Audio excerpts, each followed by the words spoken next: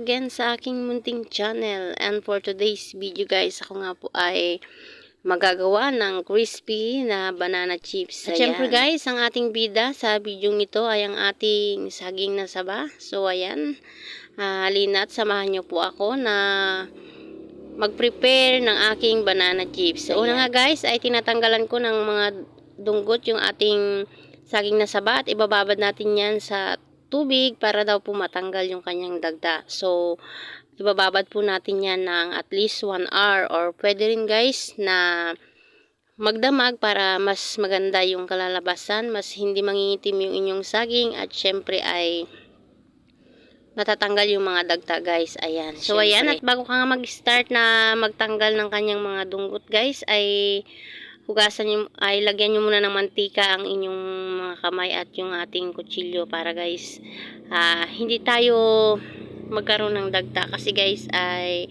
kahit papaano may mga dagta po yan. Ayan, at after 1 hour tayo na nga ay mag-umpisang magbalat ng ating saging na saba guys. So yan, sa mga kananay ko dyan, another extra income na naman po yung ating matututunan sa araw na ito. Sana po ay matutunan nyo at syempre ay maging extra income nyo rin sa inyong mga tahanan guys. Ayan, so habang nasa loob lang tayo ng tahanan ay matuto tayo ng mga simpleng pagkakakitaan guys. Ayan, so ayan, at binabalatan ko na nga yung ating saging na saba at syempre after nating balatan yan ay hihiwain na natin ng maninipis yan or ikakat na natin yan guys. So pwede tayong gumamit ng kutsilyo, pwede rin tayong gumamit ng peeler. Kahit ano na pwedeng panggayat na manipis yung ating, na ninipis yung ating saging na saba ay pwede guys. So, kung saan po kayo komportable ay yun po yung ating gagamitin guys. Ayan. So, ayan, at matatapos na po tayo sa pagbabalat ng ating saging. Syempre, ang pagkatapos nga niyan ay hihiwa-hiwain na natin yan ng maninipis. Ayan. So, ako ay gagamitin ko yung aking gadgaran at meron siyang pang slice na maninipis. Syempre guys, ay kailangan nga natin ay maninipis yung pagkaka-slice natin ng ating saging guys. So, para madaling maluto at syempre, para malutong po yung kalalabasan. Ayan, at natapos na po tayo. So, for this time, ayan na po. At igadgadin na natin sa ating gadgara na may malilit na slicer. So, kahit kung wala po kayong ganito guys, ay maaari naman tayong gumamit ng kutsilyo. So, ako, gabi na po kasi ako gumawa guys. So, medyo nag-apura tayo. Kaya hindi na po ako gumamit ng kutsilyo guys. Ayan. So, apurahan po kasi at dahil gabi na nga guys. Ayan. Syempre, may mantika pa rin yung ating gadgaran dyan at saka yung ating kamay para hindi malagyan ng dagta kasi kahit papaano may natira pa ring dagta. So, ayan, at gagawa na tayo ng mixture natin ng pang lagay natin or pampatamis natin sa ating banana chips. So, equal po yung paglalagay natin ng mixture, 1 cup na tubig at 1 cup din po na asukal. So, mas prefer po ang white sugar para hindi sana masyadong mapula yung ating mixture. Pati yung ating banana chips. Kaya lang guys ay pula lang po yung available kong asukal. Kaya yan po yung ginamit ko guys. At ayan nga. At meron na tayong nakapainit na mantika dyan. At ang gagawin po natin guys ay ipa-fried natin yung ating saging hanggang medyo mag-crispy siya ng konti. At after that hahanguin po natin. At ipipirito lang po natin lahat by batches. And after that uulitin po natin yung pagpa-fry natin guys. Ayan. Para mas lalong lumutong at achieve yung crispiness po ng ating banana chips.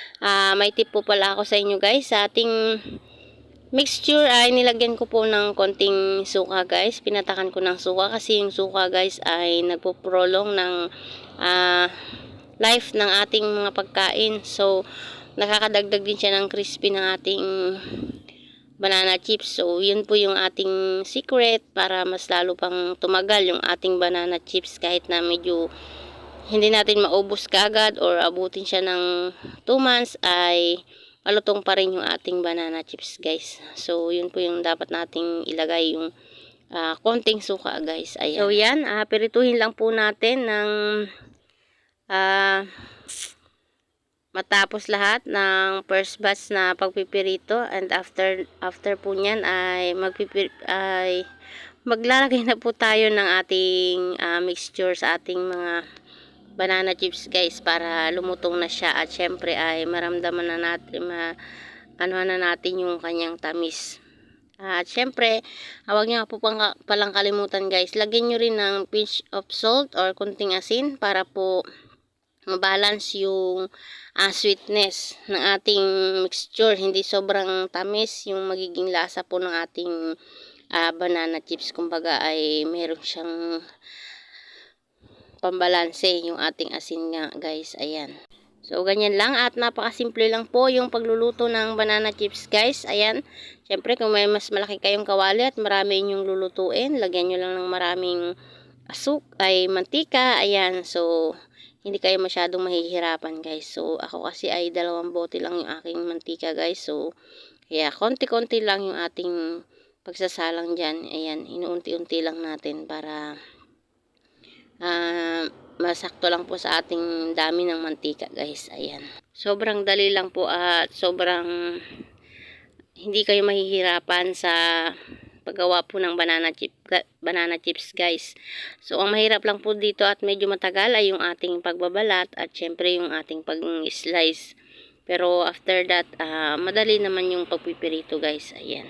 Saglit lang naman po ay lulutong na rin yan. Huwag nyo lang po guys lalagyan ng napakalakas na apoy kasi ay masusunog talaga yung inyong banana chips guys. So dapat ay control yung apoy at syempre magiging maganda yung kalalabasan ng ating banana chips. So ayan, at isasalang na muli natin yung ating mga naunang finry. Second frying na tayo guys. At syempre after po nating mailagay ulit siya sa mantika at mapirito ng konti ay lalagyan na po natin ng ating mixture, yung ating sugar mixture. Ayan, so patakan lang po natin ng at least 6 to 7 tablespoon para po hindi masyadong matamis yung ating banana chips guys. Ayan. So dahan-dahan lang po kayo kasi pag nilalagyan po natin ay medyo nag-evaporate po yung ating mantika. Baka mamaya matalsikan po tayo. Kaya dapat po pag nilagay natin, ayan, kita nyo naman kulong-kulo siya kasi nga ay may tubig yung ating mixture guys. So dapat ay extra careful tayo. Sa bagay sa talaga ng pagluluto, kailangan ay lagi tayong maingat guys para maiwasan natin yung paso. Ayan. So ganyan lang. At pag nakita natin na medyo mapula na siya, ibig sabihin kumapit na yung asukal. So ready na po yan para ating hanguin at ilagay natin sa mga strainer para matanggal po yung excess oil pa na nakalagay dyan. Ayan, at syempre unti-unti nating mapapansin na habang lumalamig lalong nagiging crispy yung ating banana. So, di ba guys, napakadali lang at syempre ay masarap po ang kalalabasan niyan guys, ang magiging lasa ng ating banana chips. Basta wag po nating damihan ng sugar mixture yung ating pinipirito guys, para naman hindi maging sobrang tamis guys, di ba? Nakakasawa rin po guys pag sobrang tamis, so hindi magiging magugustuhan ng customer guys pag sobrang tamis po yung ating gawa. Ayan, at pirituhin lang po natin lahat at mamaya ay titignan natin at papakita ko sa inyo kung gaano nga baka crispy or gaano kalutong yung ating banana chips guys. Ayan, so sa mga kananay ko dyan na naghahanap ng extra income, yan, kung marami kayong mga puno ng saging dyan guys, ayan, pag may bunga ay maaari nyo nang gawin na extra income para pambaon-baon ng inyong mga estudyante guys. Ayan. Guys, ay ganito lang talaga yung aking ginagawa para makatulong sa pambaon ng aking mga estudyante na luto-luto ng mga merienda na pwedeng maibenta guys. Ayan, so anong available, dun tayo guys. Ayan, so ayan, natahango na naman tayo ng ating banana chips. Tingnan nyo guys, talagang makikita nyo na mapula na siya once na kumapit na talaga yung asukal sa kanya guys. Ayan, syempre patitik-tikin talaga natin yung mantika para hindi mamantika yung ating banana chips. Ayan, Simple lang ang proseso at syempre napakabenta ito guys. At lalo na pag natikman ni customer na malutong yung ating banana chips, syempre talagang bibili at bibili yung ating customer syempre. At hindi lang siya makakaisa, makakadagdag pa siya pag na tikman niya yung ating luto guys. Ayan. So, syempre kailangan lang sa pagninegosyo ay consistent po tayo. At syempre, yung lasa ay ganun din at yung crispiness ng ating banana chips dapat ay panatilihin natin guys para si customer ay mananatili rin sa atin.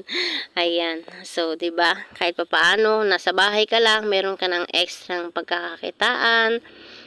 Ipa-order mo lang sa Messenger, i-upload mo sa Facebook mo. Siyempre guys, pag nagugustuhan ni customer ang iyong mga tinda ay sila na yung maghahanap sa'yo, sila na yung mag-chat sa'yo, or mag-PM sa'yo na gusto nilang bumili ng iyong mga paninda guys. Ayan. So, hindi na natin kailangan na paulit-ulit na magsabi na may ganito ka, may ganyan. Sila lang yung kusang magtatanong sa'yo kung may tinda ka ba ng gusto nilang bilihin na paninda sa'yo guys. So, kailangan talaga ay palaging maayos yung ating tinda, yung lasa niya, syempre unang-una. Pangalawa, yung presyo, syempre dapat ay affordable price guys. So, ayan, at ako ititingi ko yan guys ng tagpa 5 pesos para can afford kahit yung mga estudyante. Syempre, yung anak ko pwede siya magtinda sa school. Kasi ay 5 pesos lang yan guys. So, ibig sabihin ay kayang-kaya sa bulsa ng ating mga estudyante guys, 'di ba? So, pag 10 pesos, mabigat na po 'yun. So, pag 5 pesos lang ay siguradong bibili at bibili sila guys. Ayan. At syempre, crispy ang ating banana chips. 'Yun yung mas magdadala pa sa ating paninda kung maayos yung ating lasa. At yun nga, sabi ko sa inyo kung kailangan lagi malutong yung kung banana chips ngayong ating tinda, palaging malutong siya. Dahil yun po yung titignan lagi ni customer. At syempre, pangatlo na rin yung presyo natin guys, na dapat ay affordable price po yung ating bibigay na presyo. Syempre, sana guys, sa aking kadadaldal ay meron kayong natututunan. At syempre ay magamit nyo rin sa inyong sariling tahanan guys. Ayan. At kahit na estudyante ka lang or sino man na gustong magkaroon ng extra income, ayan. So, ang banana chips guys ay isa ring extra income na pwede nating gawin. Mas marami tayong maluluto guys, mas maganda, mas marami yung ating kita. So, ayan ay pumili lang ako guys ng halagang 200 na saging.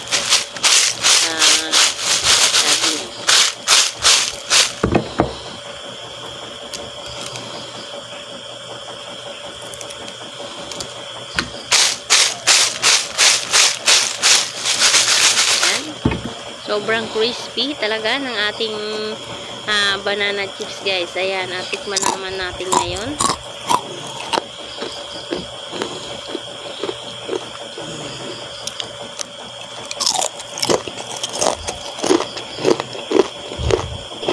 Sobrang lutong, di ba guys? Ayan, so ano pang hinihintay nyo? Tara na at magluto na po kayo ng inyong crispy banana chips. Ayan, mega love shoutout everyone. God bless.